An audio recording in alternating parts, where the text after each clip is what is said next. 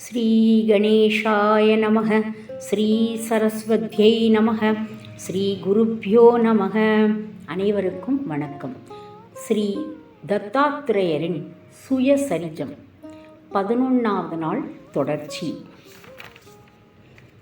அப்போது எனது பெற்றோர்கள் உனக்கு நித்திய பூஜை செய்ய முடியும் என்றான். அதற்கு ஈஸ்வரன், உனது விருப்பம் இதுவானால் எதற்கு கைலாசத்தை கேட்கிறாய்? நான் எனது ஆத்மலிங்கத்தை தருகிறேன். இந்த லிங்கம் எனது உயிர் போன்றது. இதை நீ தினமும் 3 வேளையும் பூஜிக்க வேண்டும். லிங்கத்தின் முன் ஷடாக்ஷர மந்திரத்தை 108 முறை ஜபிக்க வேண்டும். இந்த லிங்கத்தை 3 வருடம் இடைவிடாமல் பூஜித்து வந்தால் நீ எனக்கு சமமான இடத்தை பெறுவாய். தர்ஷன மாத்திரத்திலேயே இந்த லிங்கம் தினந்தோறும் உண்டாகும். உனது பாவங்களை நீக்கும். இந்த லிங்கத்தை வைத்திருப்பவனுக்கு மரண பயமே கிடையாது. இலங்கையை அடையும் வரை இந்த லிங்கத்தை எங்கும் தரையில் வைக்கக்கூடாது என்று கூறினார். ராவணன் இந்த வரத்தால் தான் சர்வ வல்லமை படைத்ததை நினைத்து மகிழ்ந்தான். இலங்கையை நோக்கி நடக்கத் தொடங்கினான். மகரிஷி நாரதர் இதையெல்லாம் பார்த்து இந்திரனிடம் ஓடி, ராவணனின் இந்த செயலுக்கு மாற்று செய்யவில்லை எனில் உலகம் அழிவது நிச்சயம் என்றார். பின்னர் நாரதர், இந்திரன் இருவரும் பிரம்மாவிடம் சென்று ஆலோசனை கேட்டனர். பின்னர் மூவரும் விஷ்ணுவிடம் சென்று அனைவரும் கைலாசத்துக்கே மீண்டும் சென்றனர். விஷ்ணு அசுரனான ராவணனுக்கு இப்படி ஒரு வரம் கொடுத்ததற்காக சிவனை கடிந்து கொண்டார். தான் ராவணனின் பக்தியில் அளவு கடந்த பிரீதி அடைந்ததாகவும், அச்சமயத்தில் ராவணன் பார்வதி தேவியையே கேட்டிருந்தாலும் கொடுத்திருப்பேன் என்றும் சொன்னார். மும்மூர்த்திகள் கூடி இக்கட்டிலிருந்து வெளிவரும் மார்க்கத்தை ஆலோசித்தனர். விஷ்ணு நாரதரிடம் ராவணனிடத்தில் சென்று அவனோடு சம்பாஷணையில் ஈடுபடுமாறு கூறினார். பின் அவர் விநாயகரை கூப்பிட்டு ராவணனுக்கு வழியில் தடங்கள் ஏற்படுத்தி அவன் லிங்கத்தை தரையில் வைக்குமாறு செய்யும்படி வேண்டினார். நாரத முனிவர் வேறு மார்க்கமாக விரைந்து சென்று ராவணனை எதிர்கொண்டு, ஓ ராவணா, நீ எங்கிருந்து வருகிறாய் என்று கேட்டார். ராவணன் அவரிடம் லிங்கத்தை காண்பித்து அதை தான் பெற்ற கதையையும் சொன்னான்.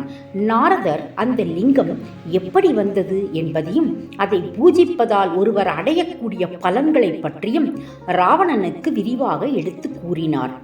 இதன் நடுவே விஷ்ணு தனது சுதர்சன சக்கரத்தை விட்டு சூரியனை மறைத்து இருள் கவ்விய செய்தார்.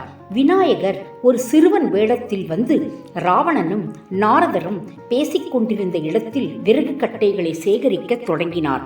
சூரியன் அஸ்தமானவதை பார்த்து நாரதர் ராவணனிடம், சாயங்கால பூஜையை செய்வதற்கான நேரம் வந்துவிட்டது. இனி மேலே பயணத்தை தொடரும் முன் சந்தியாவந்தனம் செய்து விடுவது நல்லது. இல்லையெனில் நீ இலங்கைக்கு போவதற்கு முன் நேரமாகிவிடும். சாயங்கால பூஜை செய்ய முடியாமல் போய்விடும். லிங்கத்தை வைத்துக் கொண்டிருக்கையில் பூஜையை விட முடியாது என்று கூறி கடற்கரை பக்கம் சென்றார். ராவணன் கவலை கொண்டு தன்னுடைய பூஜையை நிறுத்த விரும்பாமல் ஆத்மலிங்கத்தை கீழேயும் வைக்க முடியாமல் குழம்பினான். அங்கு ஒரு சிறுவன் விறகு சேகரித்து கொண்டிருப்பதை பார்த்தான். விநாயகர் ராவணனுடைய 10 தலைகளை பார்த்து பயந்தது போல் ஓடத் தொடங்கினார். ராவணன் ஒரு பிராமணன் போல் வேடம் பூண்டு அந்த சிறுவனிடம், குழந்தாய், பயப்படாதே, உன்னை பற்றி எனக்கு சொல், நீ யார் என்று வினவினான். கணபதியும் பதிலுக்கு, என்னை இத்தனை கேள்விகள் கேட்க நீ யார்? என்னுடைய தந்தை உன்னிடம் கடன் பட்டிருக்கிறாரா? அவர் உனக்கு எவ்வளவு பணம் தர வேண்டும் என்று கேட்டார்.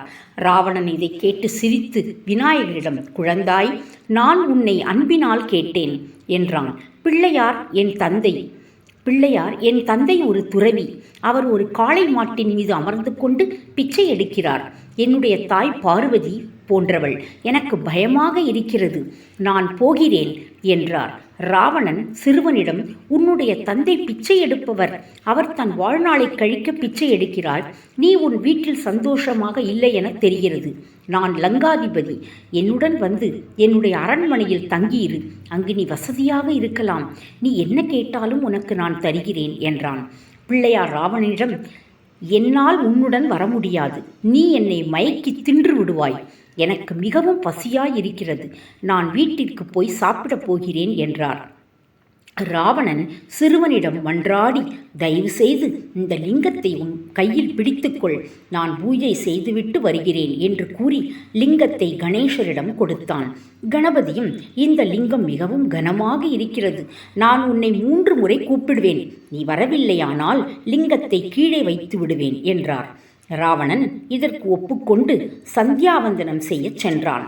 அவன் சூரிய பகவானுக்கு அர்க்கியம் கொடுத்து கொண்டிருக்கும் போது கணபதி லிங்கம் கனமாக இருப்பதாகவும் தான் அதிக நேரம் அதை வைத்து கொண்டிருக்க முடியாதென்றும் கூறினார். ராவணன் செய்கையால் தான் சீக்கிரம் வந்து விடுவதாக கூறினான். சிறிது நேரம் கழித்து விநாயகர் 2ஆம் முறை கூப்பிட்டார். ராவணன் பிரார்த்தனை செய்து கொண்டிருந்ததால் வர முடியவில்லை. ராவணன் காயத்ரி மந்திரத்தை ஜபித்துக் கொண்டிருந்த போது கணபதி, என்னால் லிங்கத்தை இனிமேலும் வைத்துக் கொள்ள முடியாது, நான் 3 முறை உன்னை கூப்பிட்டு விட்டேன், நான் லிங்கத்தை தரையில் வைக்கிறேன் என்று மும்மூர்த்திகளின் திருவருளையும் வேண்டி லிங்கத்தை தரையில் வைத்தார். ராவணன் சந்தியாவந்தனத்தை முடித்துக்கொண்டு ஓடி வந்தான். அவன் லிங்கம் தரையில் இருப்பதை பார்த்து மிகுந்த கோபம் கொண்டான். அவன் கணபதியை துரத்தி அடிக்க கணபதியும் உரக்க குரல் எடுத்து பெற்றோரிடம் சொல்லுவதாக கூறினார். பிறகு ராவணன் தன் பலத்தை எல்லாம் கொண்டு லிங்கத்தை எடுக்க முயற்சி செய்தான். ஆனால் லிங்கம் பூமியில் நன்கு பதிந்து விட்டது.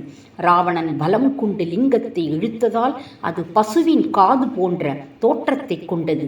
ஆகவே கோக்கர்ணம் என்று அழைக்கப்பட்டது. ராவணன் மீண்டும் வனத்திற்கு சென்று தவம் செய்யத் தொடங்கினான். இப்படியாக சிவபெருமானின் ஆத்மலிங்கமே பூமியில் கோக்கர்ணேஸ்வராக பிரதிஷ்டை செய்யப்பட்டது. இத்துடன் 11வது அத்தியாயம் முடிவடைந்தன. நன்றி.